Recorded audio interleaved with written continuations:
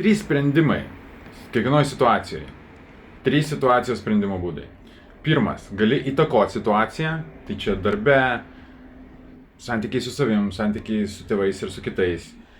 Tai kažkaip paveikti situaciją, išsakyti savo nuomonę, konstruktyviai kritiką, tiesiog pasakyti savo poreikius išsakyti ir pasižiūrėti, kaip tai gali paveikti situaciją. Tiesiog pasikalbėti nuoširdžiai. Galbūt pasakyti ne. Antras yra tiesiog išeiti iš situacijos.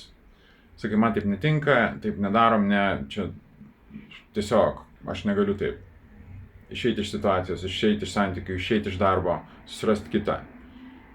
Tiesiog čiao. Ir trečias yra tiesiog priimt, yra kaip yra. Priimt, kad kitaip nebus, susitaikyti su tuo ir viskas. Kuris būdas tau priimtiniausias?